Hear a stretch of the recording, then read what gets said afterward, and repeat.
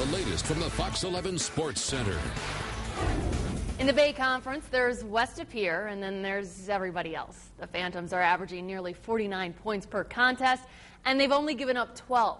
With a perfect 5-0 record, Coach Bill Turnquist thinks the second half of the season will provide a better gauge as to how good his club really is.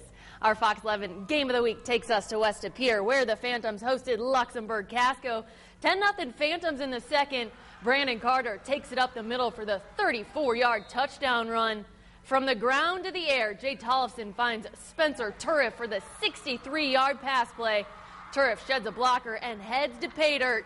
24-0 West of Pier in the fourth, more from Carter. He kicks it to the outside and down the sideline for the 17-yard TD. West of Pier continues its dominance. The Phantoms win 45-6. A 2-touchdown deficit in the fourth quarter didn't ruffle Ashwaubenon's feathers. With its perfect record in jeopardy, the Jags scored 21 unanswered points to beat Sheboygan South in Week 5. They currently own sole possession of first place in the FRCC. And the Jags fans are our Fox 11 Fans of the Week. Ashwaubenon hosting Pulaski. No score in the first. Jags' Austin Kasner hooks up with Andrew Clark for the touchdown. More from Clark. Check out this catch. Kasner rolls out to the right, heaves it downfield, and Clark makes an unbelievable catch. We got to slow that one down. A thing of beauty. After the 54-yard reception, Kasner rewards Clark with this 6-yard TD. The Jags win 31-7. Pair of clubs entered the night a game back in the FRCC. Notre Dame going up against Southwest on the Triton's opening offensive series. Ian Kerwin takes the handoff and plunges into the end zone. 7-0 Notre Dame. Trojans respond in the second. Jordan Malloy finds Matt Freeman. The 10-yard pass play sets up a Malloy touchdown. Then after Notre Dame fumble, Southwest takes over at the 16. Malloy takes advantage on the option. He scoots in from 10 yards out.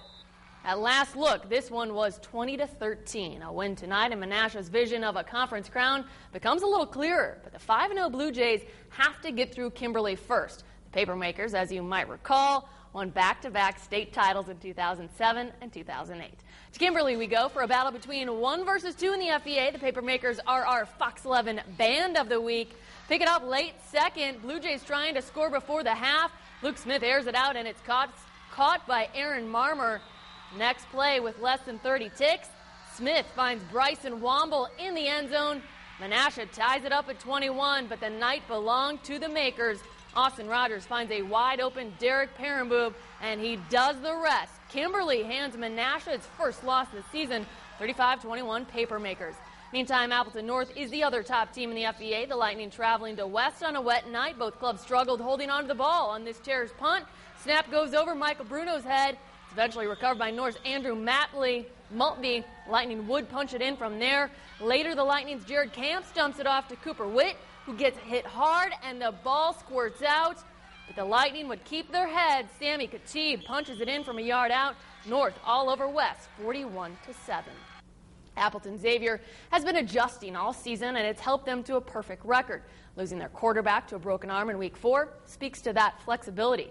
Xavier facing another test tonight in one-loss Ripon on a blustery evening. The Hawks are getting it done on the ground. Up 13-0 in the second. Matt Siciliano busts it 54 yards down the sideline. A couple of plays later, Max Markschrick, that is, punches it in from a yard out. The Hawks continue to soar, 39-6 the final. In its last 3 contests, Kewanee has posted 138 points. As usual, Kewanee is solid on the ground and in the air, and if opponents give them an inch, you better believe they're going to take a mile.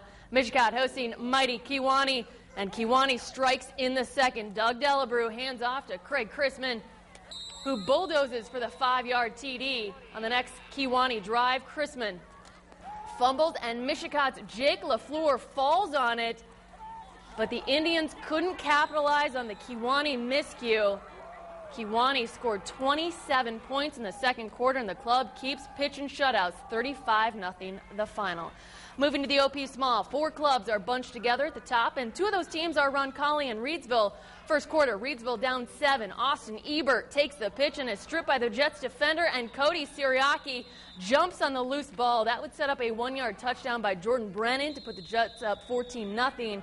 Later in the first, Roncalli on the attack. Then Stilzer throws one up for Colin Willman, who brings it down for the 30-yard score to make it 28-0. Roncalli rolls 52-15. The Jets are playoff bound. More from the OP Small. 4-1 Hilbert seeking lucky number 5 with a win over Manitowoc Lutheran. The Wolves are in the playoffs. Third quarter, Lutheran with the ball. Jacob Lubke takes the handoff, breaks it outside, and takes it 43 yards before he's wrapped up just short of the goal line. That sets up a 1-yard punch in by QB Eric Haberman. Game tied at 7. Third quarter now. Hilbert's Spencer Schultz fakes the handoff and keeps it himself and gets into the end zone despite the big hit. The Wolves are 1 touchdown better. Hilbert wins 14-7. Our Fox 11 website has extended prep coverage. Simply go to fox11online.com, scroll over sports, and click on high school. There you will find our Game of the Week coverage. That includes a recap of the West Appear Luxembourg-Casco game from our prep expert Doug Ritchie, game highlights and scores and schedules from more than 100 area schools. We also feature extended coverage from our Band of the Week and our family.